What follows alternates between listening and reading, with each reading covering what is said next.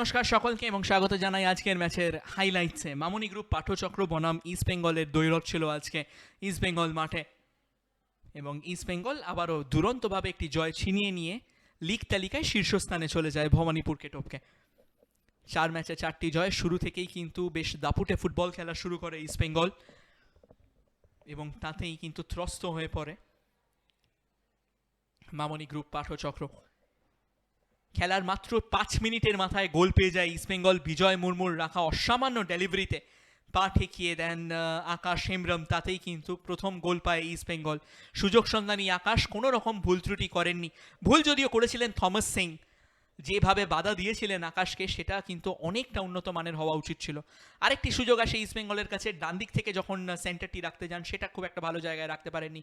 তারপর সাপাম মিটেই এর সেন্টার থেকে গোল পান সৌভিক অধিকারী।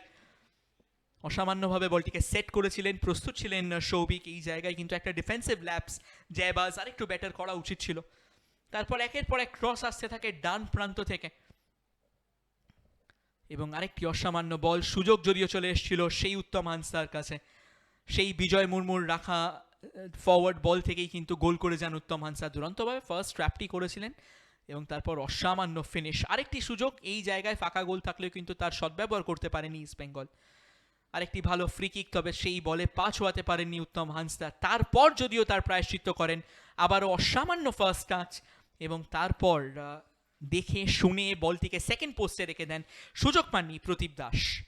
দ্বিতীয়বার্ধে যদিও এই প্রদীপকে তুলে নেওয়া হয়, এই প্রদীপের জায়গায় মাঠে আসেন সৌরভ রায়।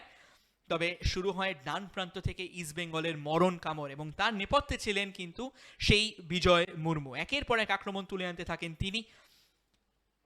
অনেকটা উন্মুক্ত জায়গা পেয়েছিলেন, কখনো কখনো সেট করেন, কখনো কখনো ক্রস রাখতে শুরু করেন। নিজেও দূরপাল্লার বেশ কয়েকটি শট নিয়েছিলেন। তবে দ্বিতীয়বার্ধে আসা সৌরভ রায়, তার প্রশংসা করতে হবে, বেশ কিছু ভালো সুযোগ আটকে দেন। আরেকটি সুযোগ চলে আসে বিজয় মুর্মুর কাছে। এই জায়গায় যে বলটি রাখেন সেই বলটি কিন্তু আরেকটু বেটার হওয়া উচিত ছিল। আরেকটি ভালো বল বাদিক থেকে, এবার কিন্তু মামনি পাঠচক্র অনেকটা নড়ে চড়ে ওঠে, কিন্তু ভালো সেভ করেন গৌরব শাহ। ডান দিক থেকে অসামান্য একটি ঠিকানা লেখা সেন্টার করেন বিজয় মুর্মু। এটা ছিল তার অ্যাসিস্টের হ্যাট্রিক আজকের ম্যাচে, এবং সেখান থেকে জোড়া গোল পেয়ে যান আকাশ হেমব্রম। কোনো রকম ভুল ত্রুটি করেননি, বলটিকে ফলো করেন, ভালোভাবে ট্র্যাপ করেন।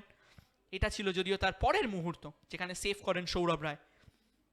আরেকটি দূরপাল্লার শট আনন্ত এমএস এর, কোনো মতে পরিস্থিতি সামাল দেন সৌরভ ডান দিক থেকে। তারপর আসেন তন্ময়ের ক্রস, এবং আরেকটা দুরন্ত সেভ সেই সৌরভের। এবং তারপর মোহাম্মদ বিলাল, তার সামনে অনেকটা উন্মুক্ত জায়গা ছিল, যদিও একটু তাড়াহুড়ো করে শটটি নিয়ে ফেলেন, এবং সেই শটটি অসামান্যভাবে আটকে দেন সৌরভ। আজকে কিন্তু সৌরভ রায় দ্বিতীয়বার্ধে বেশ কিছু ভালো সেভ করেছিলেন, এবং তার নেপথ্যেই কিন্তু কোনো মতে লড়াই করে যাচ্ছিল মামনি পাঠচক্র। আরেকটি ভালো সেভ, সময় মতো গোল ছেড়ে বেরিয়ে আসে, বলটিকে ফলো করেন। তারপর ডান প্রান্ত থেকে জয়বাজের দুরন্ত মাইনাস এবং ততাধিক ভালো সেভ, এবং তারপর সেই আগত কর্নার থেকে আসে পেনাল্টি।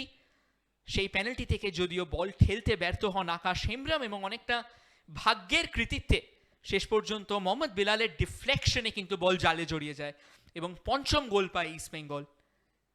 তার সঙ্গে সঙ্গে কিন্তু ম্যাচও পুরোপুরি নিজেদের পকেটে পুরে ফেলে। আরেকটি ভালো সুযোগ চলে এসেছিল যদিও মামনি পাঠচক্রের কাছে। প্রশংসা করতে হবে রনক ঘোষের, শেষের দিকে বেশ ভালো কিছু সেভ করেন তিনি, এবং ফুল টাইম স্কোর লাইন হয় মামনি গ্রুপ পাঠচক্র 1 ও ইস্ট বেঙ্গল 5।